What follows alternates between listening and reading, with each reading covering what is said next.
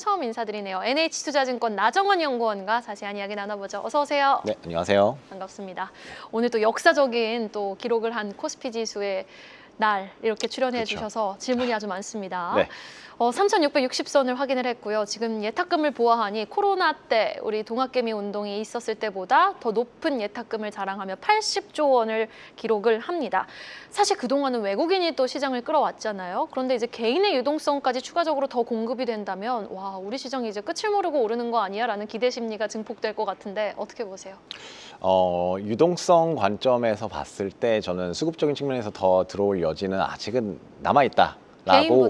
개인분들도 남아있다라고 보고 있습니다. 아까 언급 주신 만큼 예탁금 자체가 지금 80조 원인데 말씀 주신 대로 코로나 때가 최대치가 제가 알기로 한 79조 원 정도 됐는데 80조 원을 이제 돌파를 했습니다. 그만큼 이제 개인 투자자분들이 참여하고 있는 그런 액티비티 자체가 전반적으로 늘어나고 있어요.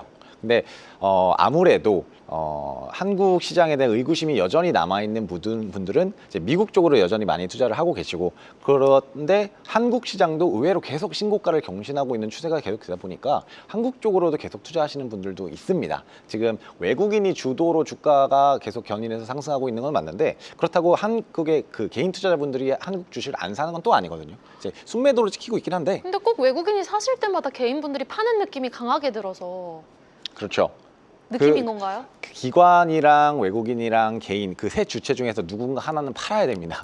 그렇죠. 그래야지만 이제 이게 합산이 되는 건데, 그게 어쩔 수 없이 이제 개인이 조금 더 상대적으로 매수세가 외국인보다는 약했다. 그렇다고 이제 안 사는 건 아니다 정도로 보시면 될 것 같습니다. 외국인의 그 순매수 압력이 조금 둔화되면은 그때 이제 개인이 좀 파고드는, 다시 더 강하게 매수세가 들어오면서 또 주가가 좀 상승하는 흐름이 이어지지 않을까 정도로 생각을 하고 있는 상황이에요. 네, 알겠습니다.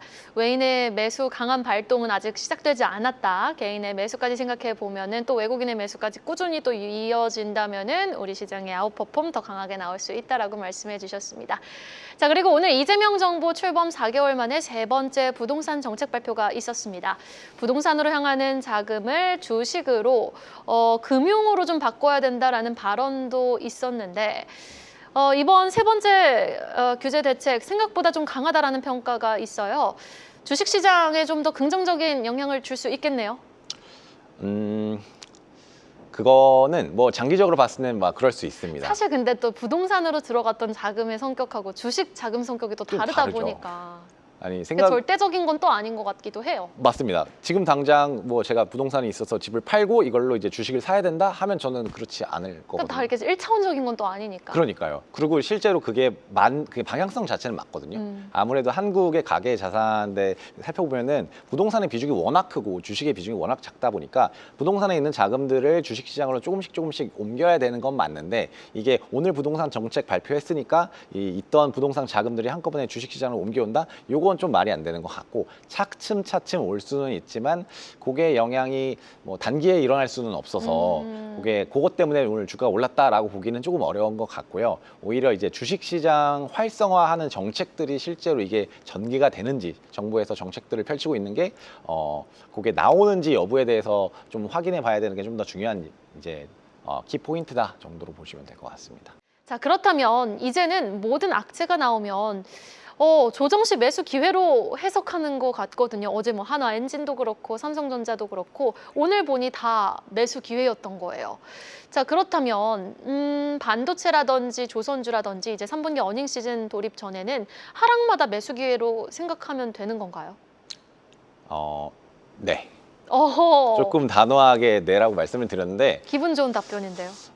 이게 지금 저는 이제 탑다운 애널리스트 네네. 관점에서 봤을 때 전반적인 거시적인 경제 상황, 그리고 이제 그거를 나누는 기준에서 펀더멘탈, 그러니까 실적 관점에서 보실 수가 있고, 유동성 관점, 그러니까 그 자금 흐름, 그 관점에서 보실 수가 있는데, 그 큰 그림 두 흐름 자체가 좀 주식시장에 매우 우호적인 그런 상황입니다.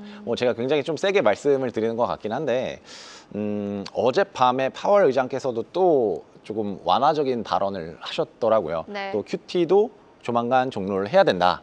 그러니까 미 연준의 정책이 사실상 유동성의 가장 큰 그런 드라이버인데 QT도 종료한다라는 거는 이제 유동성을 이제 축소하는 걸 이제 멈추겠다. 그러니까 더 이제 공급이 되는 그런 과정이죠. 그것과 동시에 금리 인하에 대해서도 조금 시사를 하셨어요. 뭐 너무 늦게 금리를 내리면은 그게 경기 둔화를 야기할 수 있다. 이런 발언들 자체가 조금 금리 인하에 대한 기대감 자체를 높이는 거고 실제로 이제 10월 말에 FOMC가 있다 보니까 10월 말에도 한번 예정되어 있고 연말에 12월에도 FOMC가 예정되어 있다 보니까 2회 모두 다 저희는 25bp 인하할 것으로 기대를 하고 있거든요. 네. 그래서 그런 관점에서 봤을 때는 사실 유동성에서는 상당히 주식 시장이 우호적이죠. 아직 금리 인하상이 이제 막 시작한 거니까요.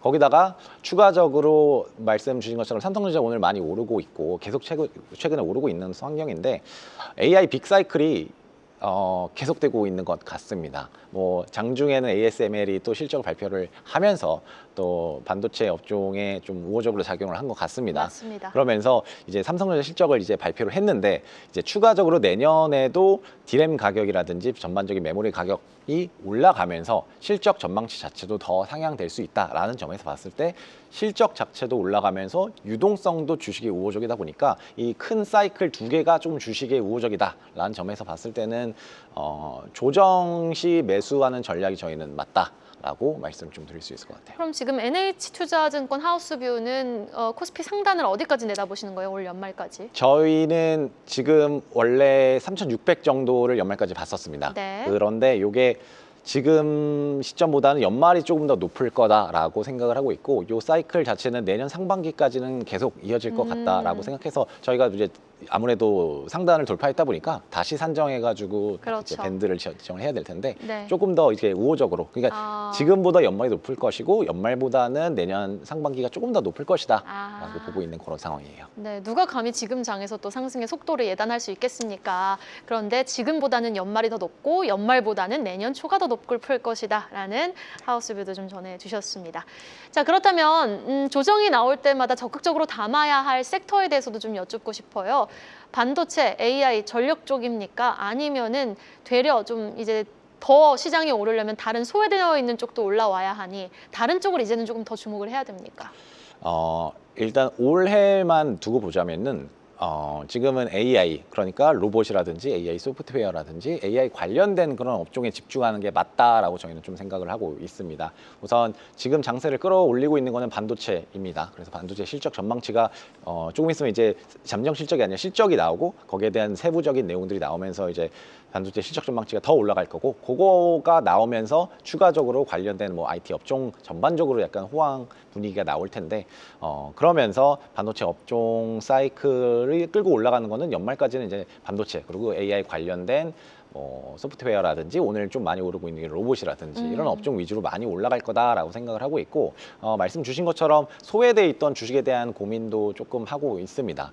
그 결국에는 코스피가 반도체로만 이렇게 올라가기보다는 전반적인 그 밑에 있는 그 소외돼 있던 대표적인 뭐 철강도 있을 수 있고요, 화학도 있을 수 있고, 오늘 2차 올랐던 전지로 또 건설, 2차 전지. 그렇죠. 건설도 네. 있을 수 있고 그런 업종들이 과연 올라갈 것인가의 고민을 저희는 지금 조금씩 하고 있어요.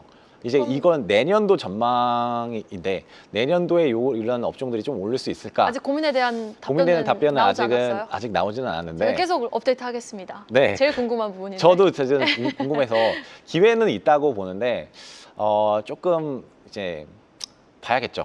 네, 3분기 실적을 보면서 이게 조금이라도 뭔가 상승할 만한 그런 개연성이 나오면은 요즘 장세에는 유동성이 너무 많아가지고 이게 빨리빨리 오르더라고요. 상당히 맞아요. 단기간에 급등하는 그런 모습을 나타나고 있어서 그런 거에 대해서 지금 찾고 있는 게 지금 제가 하고 있는 일입니다. 네, 유동성도 유동성이지만 지금 반도체도 워낙 숫자가 증명해주는 숫자가 서프라이즈이기 때문에 참 예단하시기 힘든 상황인 것 같은데 일단 시장 상승에 대해서 긍정적인 의견을 제시해 주신 만큼 사실 이렇게 상승장에서 우리가 악재를 또 잊어서는 안 돼요. 지금 한미 협상이 완전히 마무리가 된 것이 아니잖아요. 그렇죠. 3,500억 불 관련한 투자가 절대 좀 쉽게 그 물꼬가 꼬인 실타래가 풀리긴 어려울 것 같은데 이 부분 관련해서 에이펙 전후로 좀 타결이 될 수 있는 가능성도 긍정적으로 보시는지요?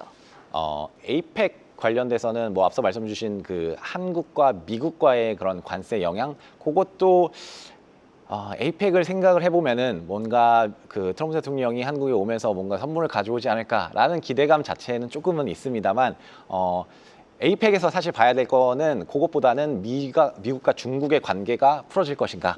그게 먼저 선행인 것 같고, 그 전에 이제 협상 테이블에 가기 직전에, 지금이죠. 지금 시점에 트럼프 대통령하고 계속 중국 정부 측하고 계속 뭐 규제를 가하고 새로운 추가적인 관세를 이제 발표하고 그런 게, 협상 테이블에서 실질적인 우위를 가져가기 위해서 조금 약간, 조금 협상의 손을 좀 이렇게 높이는 그런 과정이다라고 생각하고 있고, 실질적으로 이제 에이펙에 돌입을 하게 된다면은 좀 더 이제 우호적인 관계가 형성이 될 것 같고, 그런 흐름이 계속 이어지면은 한국하고 미국과의 관세 협상에서도 조금 긍정적인 흐름이 나오지 않을까. 사실 3,500억 달러 그 숫자 자체만 보면은 쉽지 않죠. 네. 쉽지 않죠. 근데 그게 과연 어떻게 될지는 결국 가봐야 되긴 하지만, 조금 그래도 뭐 일본도 뭐 전반적으로 잘 풀려가 있는 것 같고, 한국도 아무래도 동맹국이다 보니까, 아무래도 이제 경주에서 에이펙이 열리다 보니까 좀 긍정적으로 풀리지 않을까 하는 기대감 정도가 있습니다. 네, 알겠습니다. 여기까지 한번 들어보도록 하겠습니다. 다음번에 나와서 조금 더 구체적인 연초 또 이제 내년 증시 전망에 대해서도 한번 여쭤볼 수 있는 자리 마련했으면 좋겠습니다. 지금까지 NH투자증권 나정환 연구원이었습니다. 말씀 고맙습니다. 감사합니다. 계속해서 다양한 경제 이슈를 알고 싶다면 구독과 좋아요, 알림 설정 부탁드립니다. AI 캐스터 권미정이었습니다.